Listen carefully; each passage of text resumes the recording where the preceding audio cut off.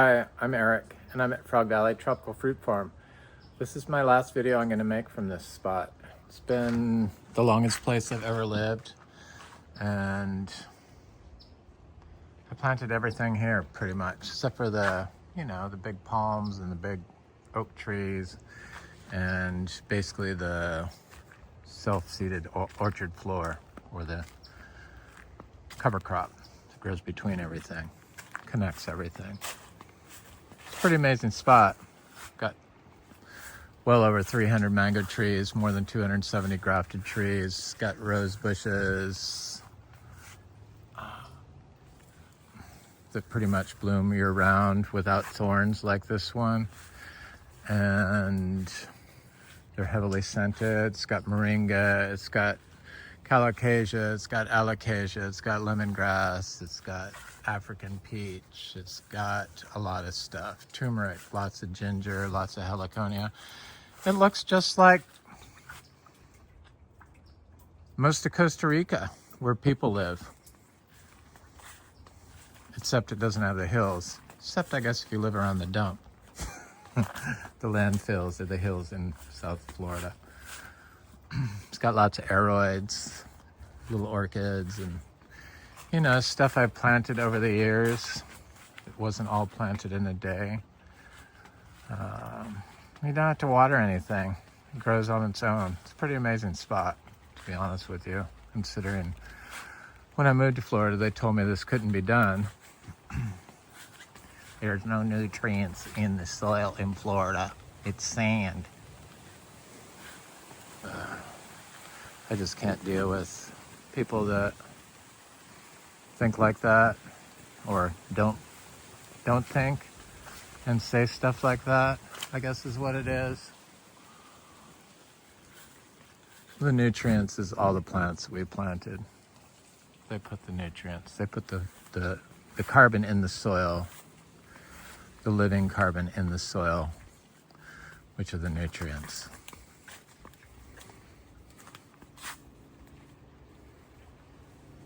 A lot of fruit trees here. This is one I've been trying to fruit for a long time, called the Inga spectabilis tree, the ice cream bean.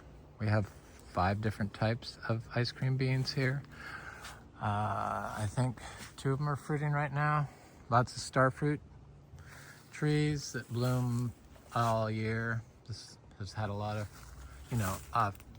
continuously all year they set fruit. There's quite a few on the tree over there. This one had a lot last time I was here, about a month ago. This is my last couple days I'm gonna be here. So this pomelo tree, this is not a pomelo, this is definitely a lemon tree, from my friend Frank. This is why seeds can be scary at times if you don't get the right seeds, or you don't get the seeds that you buy. No fault of Frank's. Stuff happens, especially in nurseries. Labels get lost, lots of moving parts, lots of places where mistakes can happen, especially with citrus seeds that all look alike. Talk about some of the other seeds, like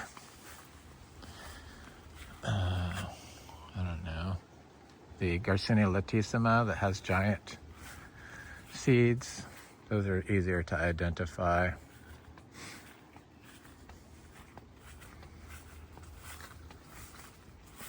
Quaimuk trees, 2 fruiting quaimuk trees, 2 different types of quaimuk. One a grafted superior variety from Excalibur, and one that was still good but is a seed-grown tree. Slightly different colored flesh. Lots of seedling jackfruit and lots of frogs and wildlife here. Lots of seedling star apples. Not star fruit, star apples. And lots of different seedling citrus.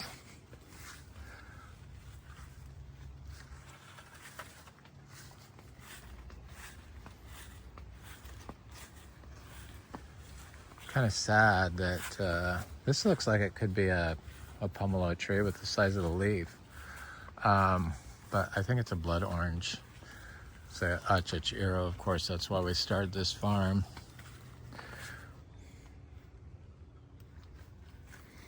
The torch gingers. I mean, there's just so much dollar value in plants. I'm just kind of shocked that nobody that watched the videos bought this, because it looks like it's going to a horse guy, which is cool. I had horses my whole life. Two of my favorite horses buried here. There's 15 horses buried. 15 horses and 1 mule. That's what it is. Previous owners had horses for 55 years. They planted 13 horses here, I believe is what he said. 12 or 13, and then we had 2 die here of old age. I had them since they were 2 months old. One was a month shy of their 30th birthday. The other one was a little bit younger. Both of them I had since they were 2 months old. They're buried here. And a mule is buried here.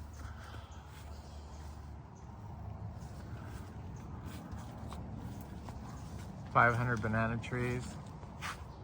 Bananas year-round. I'm gonna miss that. And this citrus is all getting ready to bloom. We don't have citrus greening. Of course, people hear what they want to hear. Unfortunately, a lot of people don't hear the message that we have here, but enough of you do to spread the word. So I have all these videos on record so that when the person comes in here and starts mowing, because that's what people do in Vero Beach. They want to look like their neighbors. They want to be able to see across all the fields and look into their neighbor's house when they have their lights on. It's something I didn't like. So I kind of like this. But I know that that's what they like to do. So I imagine they're going to mow and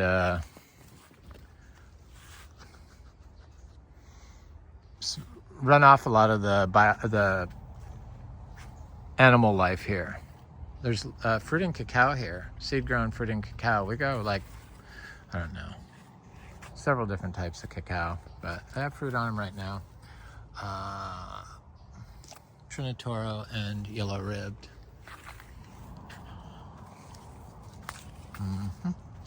We have Criollo. Planted a few other types. Our Jaguar cacao did die. I imagine if I had more than one plant, I could have got it to live, but I only had one plant. Sometimes when you only have one plant, it could just die for some random reason, like something gets its roots or whatever. Not all seedlings make it, so. But I only had one tree of that, so it did not make it. Got some pretty cool trees though, like the swampy fruit tree hiding in this ginger. And then there's more than 30 different types of garcinias planted here. I think it's about 32 or 33 different types. Of course, this was the seed stock for all of our plantings up at Frog Island Farm in Citra, which is where I really want to be and love.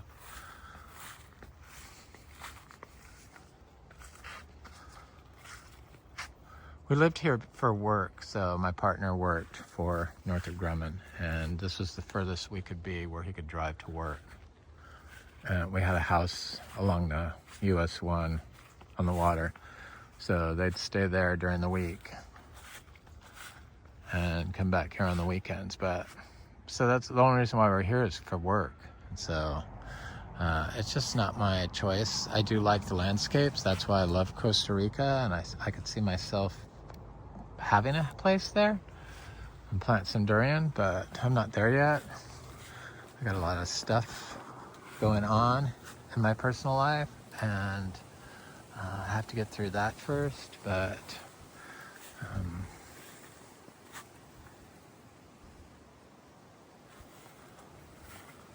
look at that cacao growing in full sun. Looks really good too. I would say that's a yellow-ribbed one. The leaves are not that big, but it's full sun right there. That's a achachiro. Garcinias can grow in full sun or shade. They look better in shade. but they seem to do just as well in full sun. The only thing really that affects anything is compaction. Compaction and not having a connected system, so it has standing water. But when you have something like this, you have no standing water. That's why it can rain and rain and rain and rain, and none of the trees die here. This was a biodynamic certified farm, second one in the state of Florida. It's kind of funny, no biodynamic people even bothered to inquire about it. But that's kind of why I got out of being biodynamic. I didn't feel the community at all, unless they wanted money. So, yeah, it was kind of a letdown, the whole biodynamic thing. But I could see if you had lots of money,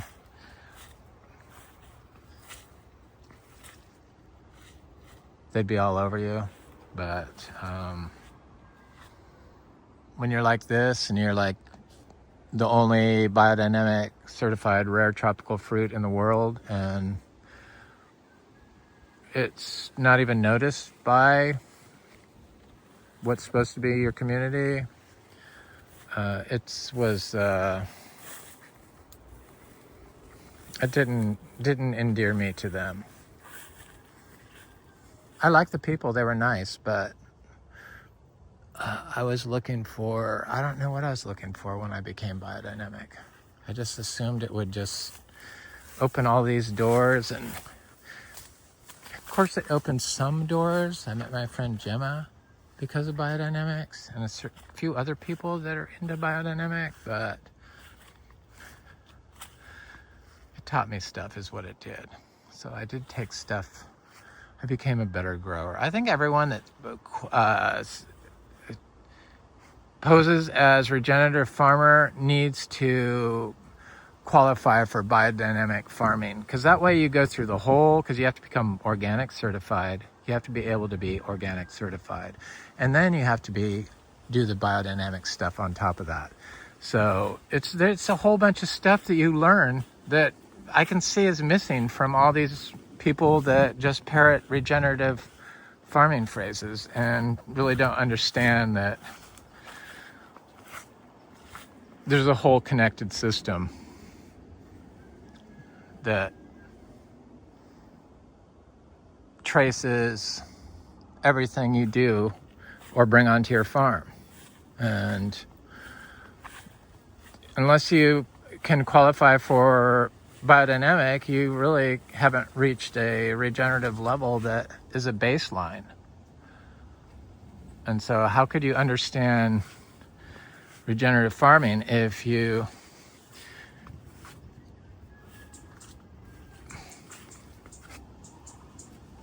can't even become an organic certified farm or a biodynamic certified farm, which is the original form of regenerative farming? So I don't know. I'm pro biodynamic. I just didn't feel the community. Some community. I mean, I met some great people through it. So I guess that was, but it was like one or two out of, I guess I have a couple of friends, but they're all on the Gulf Coast, Venice and Sarasota, I believe.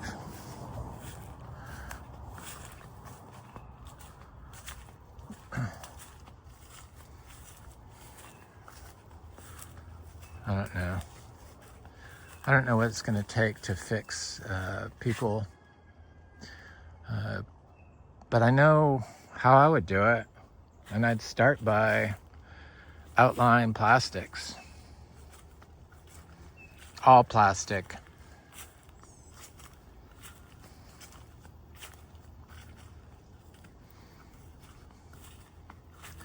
It'll never happen, unfortunately.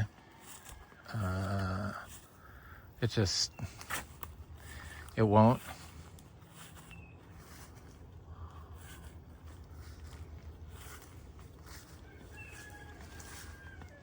It's too involved in the medical industry and the agricultural industries, and the transportation industry. and the jet industry, and you know, it's just too involved with all industries for them to ever do that. But they should certainly privatize it, and I mean, not privatize it, take control of it and take all their monies to fix the issues that it created. And there should be more stringent controls on what gets made. I mean, that's the only way you're going to stop cancer.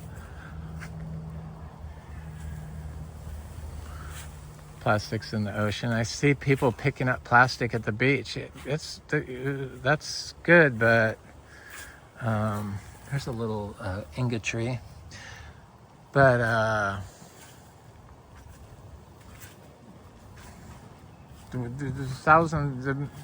all the plastic blowing through the air in the wind that you can't see is the one that's going to wreak the most damage. The one that's in the water in the rain. The plastic in the water in the rain. This is such a cool plant. I'm pretty sure that this is Obliqua Peru.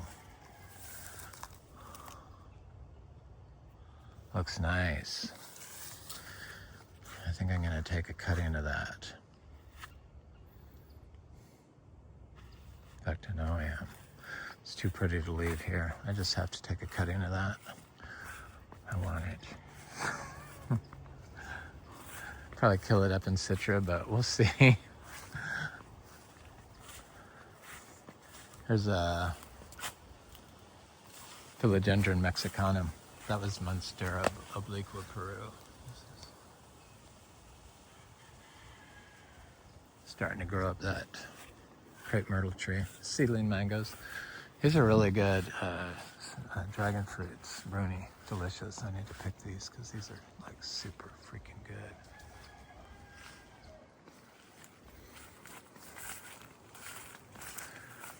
This looks like a Trinitoro cacao. Looks very nice. That was from my friend Tim. They look very good, the cacao. They grow very well for me. It's funny how nobody in Florida really got on board with the results that we have here. It's just on cacao. It's just kind of strange. That's why this area is this area down here, South Florida area, this flat area. The people are like constantly, like, I don't know, racing around and mowing stuff, polluting stuff with their Roundup and their chemicals and their fruit trees, bug sprays and stuff. But this is that Garcinia Livingstonii. I wonder if they're gonna like leave this tree. Can't really dig this up because it has a huge taproot on it, and a tree that size, it would snap, and it just, I don't know, maybe they'll try, who knows. I have hundreds of them growing up at Frog Island Farm. This is taro root. It's a big Venus mango. She's gotten big. This is an M4 mango. She's gotten big. Sapodias. The egg fruit, the Rasta pote. They like to take fruit and shade. Yep. They seem to do good in shade.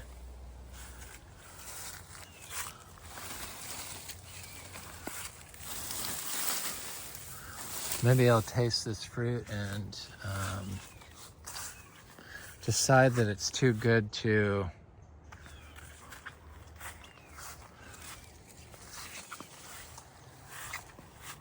kill. What is this? No, that's from the...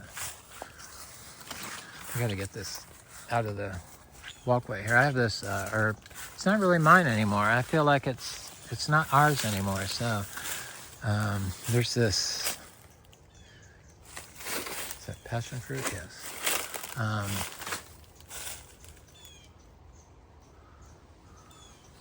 Garcinia acuminata. You know, the sweet tree willow. With the O, I guess. The other one's an A, the sour one. Yes, that's what I've gathered. I don't know. I'm not going to be an expert anymore because I'm not going to have all these trees. I'm just going to be a cow person.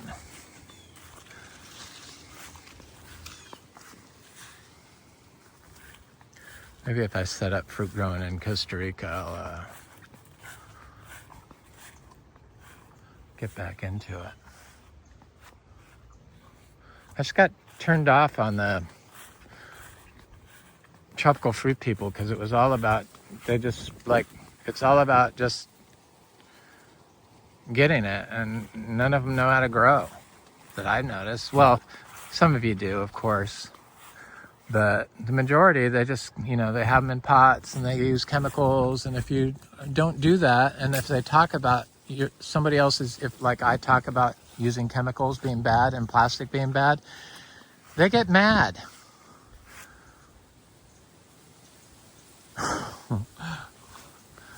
I don't know. Like, I'm talking to them personally. I kind of am, but I don't know why you get mad at something that is destroying Florida and making people sick that people protect. It makes zero sense. Kind of like our political system today. Just screwed up.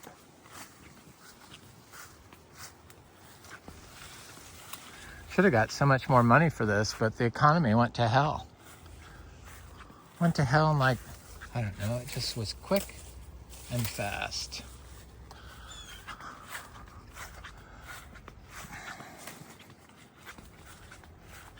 People just stopped buying. So this is a big Quaimoc tree. It'd be a real shame if they pulled this out, or didn't. They'll probably leave the big trees. I see it's blooming, which is good. It's starting to bloom. This is probably on the cusp of just starting to produce huge amounts of fruit. Guaranteed. I'm sure they'll leave the mangoes. That's probably what'll happen. It's like everyone clears, around here they clear out everyone's yards before they build houses, and they'll leave a few oak trees. Sometimes they'll leave one or two palms if they're big enough, but usually they pull those up and then they burn them all. This definitely should be against the law to do that. I'm gonna go say hi to our big cashew tree. The pond's quite full. Unlike up north, it's been very wet here. I was walking barefoot and the ground is saturated. No standing water whatsoever. None. I gotta mow these paths one last time. We sold our tractor to my friend Frank and his wife Annette. I'm not going to edge the pathways, but it's a big seedling jackfruit that's probably this year will be its year at fruit, or holds fruit. It's been flowering. This is a big cashew tree. There's probably 100 cashew trees here. I have one growing up at Citra. I have no expectations that it will survive up there. Of course, it's a seedling from here. These are Miko lemons. That's a Valkyrie mango, Miko lemons. Lychee trees. Lychees have mostly been a disappointment because the birds always get them. But I got a couple tiny ones this year. I think the hail took all the crop out. That's what happened. The horrible hailstorm we had in May. This is the back 5 acres. It's got paths all going through it too. It's like I'm just gonna mow those paths one last time, and then they'll probably mow it all out and put their horses on it, because that's what people do. For some reason, they think that if you mow it, it makes the grass grow. Yeah, Maybe one time a year would be good. But if you do it every week like they do around here, or, you know, every other week, it doesn't. It destroys the soil, and that's when you get soil that doesn't have nutrients and can't hold nutrients because nothing will grow in it. Nothing moves through compacted sand. That's why they use it as sandbags. Anyway, I've worn my voice out talking about this. It's like I've just yelled it from the rooftops, and people just don't seem to care. So the cashews, I mean, they should be huge, but they're small. The grass should be real tall. So people mow every week, but it's been it's 8 years since we mowed this. Was one of the worst compacted spots, and I've done a lot of stuff here, like lots of stuff. And the grass is only 6 inches tall. So why are you mowing every week when a lot of times the grass will only grow like 6 inches in 8 years? But I've put lots of inputs on this, so this wasn't just left grass. This was like coddled along. Biodynamic preps, corn, manure, everything. So that's what I mean. It's like, why it doesn't grow faster it wouldn't grow faster if you mowed it all the time. It would make it worse. And then you pollute all your dirt with forever chemicals from the rubber tires in the exhaust. Forever chemicals are in gas. Forever chemicals are in tires. Car exhaust, gas from diesel or gas engines, exhaust from combustible gas engines is laced with forever chemicals. People are just delirious. Our place kind of looks like a freaking desert over there. It's nasty. Nothing grows when you've mowed so much, but that's what they like. That's why I have to stop making videos. It's just like,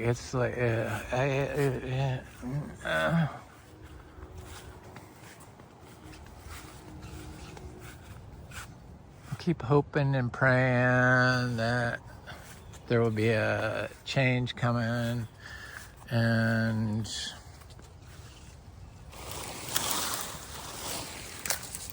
it's like the zombie apocalypse with the people that aren't into doing what's right. They're into doing what their neighbor does better.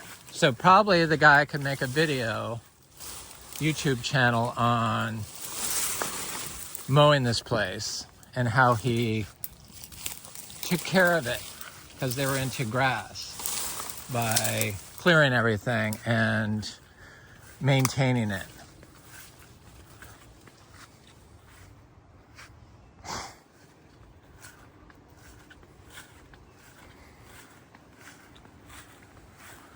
Oh well, it's still beautiful. At least I have videos of it. Can't take those away. Pictures last forever. I want to thank you guys for watching my videos and subscribing to my station and leaving nice comments. And yeah, I'm sure the comments that I don't really like are actually not that bad. I just interpret them differently than probably they're being said. That's what I like to think. So sorry to all you people that I may have got offended and got snarky with you, but it's a lot of information coming at you from a lot of different personalities. So this was a kind of weird landscape to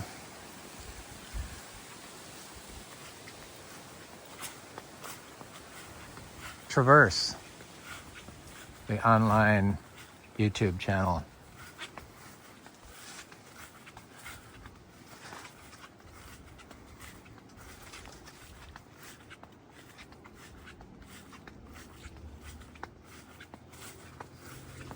I see hummingbirds. I love it. There you are.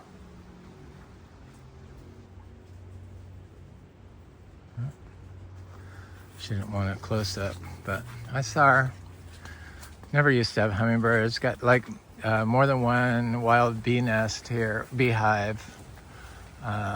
And there's more different bugs here and huge varieties or huge populations than I've seen anywhere. It's starting to, the bugs are starting to come back to Citra.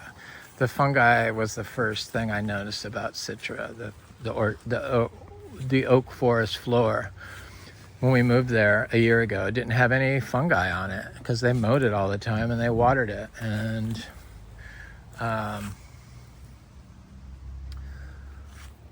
this year there's like so much different fungi. Big giant mushrooms, edible mushrooms, chanterelles, different edible mushrooms. Okay, we came this way once already, right?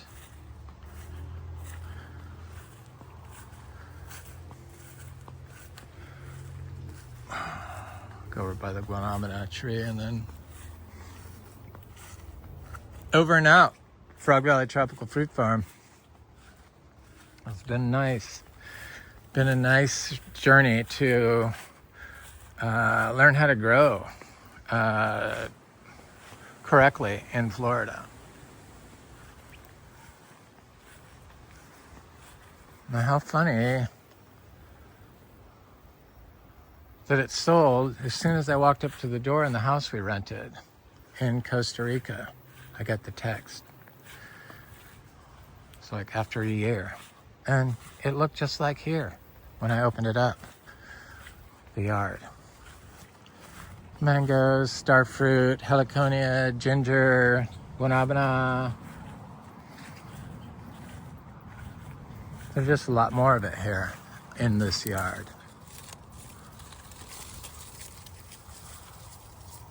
Probably because it's an indigenous way to grow and everyone has this in them to be able to do.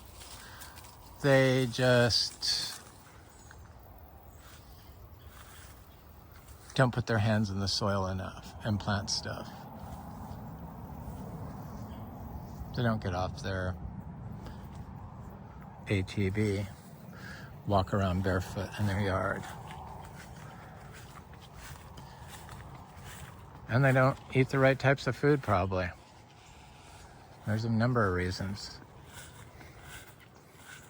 But we all have it. We all have it in us. That's why people like pay people to, how do I learn how to do this? It's in you. You just have to get your hands in the soil. It is in all of us. Look at all these dragonflies. I mean, they're just everywhere. I don't see them anywhere anymore. Very little. They're here every day year round. Bluebirds are here. And there's like so many dragonflies here.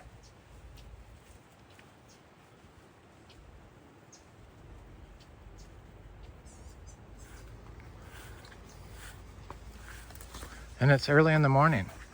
Boy, they're just everywhere. It's really a good thing because there's lots of mosquitoes here.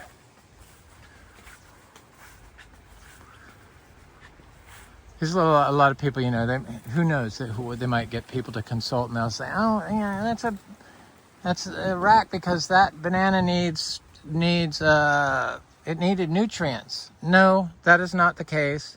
This is a severely compacted spot, and I dug pups off this, and it hasn't put out any new pups since I dug it off. So when you dig pups off ice cream bananas, it makes the rack small, and these bananas should be super tall, but because of the compaction here, they aren't. They will eventually get tall, but that's from compaction and from removing pups, not from because you're not giving it nutrients.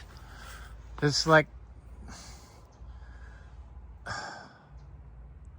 but who talks like that? I'm the only one I know that talks like that. So, and it's not because I just pulled it out of my ass. It's because I've observed it and learned what's going on here. That's why. I didn't hear it from somebody else. I executed it and planted it over 10 years. That's why those bananas have big racks, because they're in a better spot. This one's small because it wasn't a good spot. This was all lawn for 55 years. It would hold water.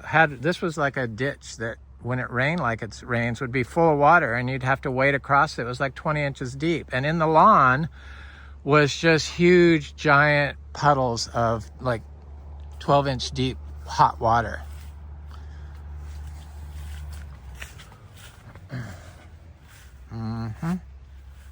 Our neighbors added a bunch of fill in the back. They have standing water up higher than us. You don't need to put drainage in when you have a connected system. It's just, I just don't know what it's going to take. I just want to shake growers.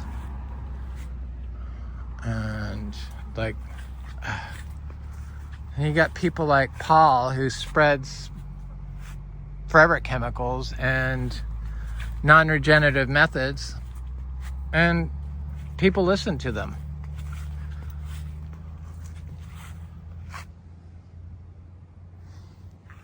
Oh well. I tried to make an attempt in Vero Beach, but I just never jived with Vero Beach. We had a place on the island. I could only stay out there like 1 or 2 nights. It was just too weird for me. The people. And then here it's just, I don't know. If you don't do it just like them, then they look at you like you're a freak.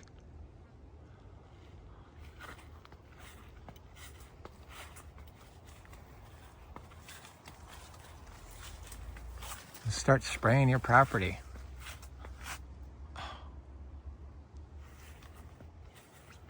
I'm sure Florida was well on its way to becoming an amazing breadbasket 500 years ago before the Europeans arrived.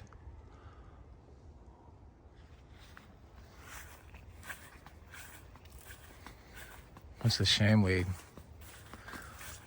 have the most unique biodiverse spot in North America and we don't respect it. Money talks. Look at that rack.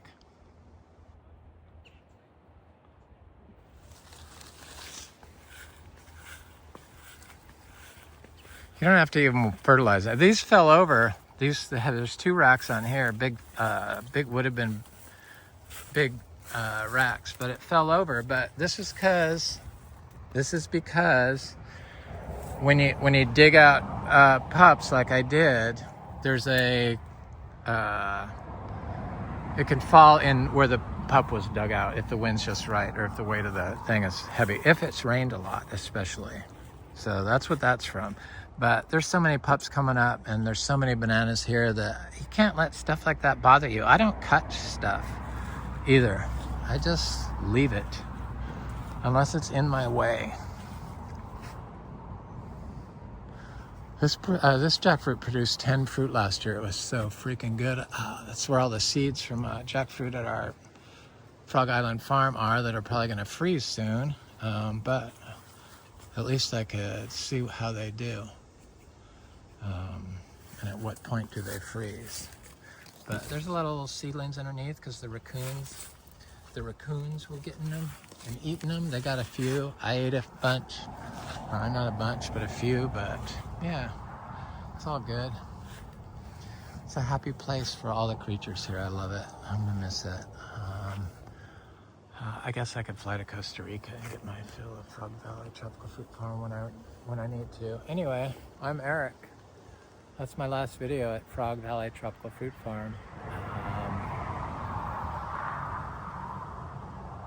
Yeah.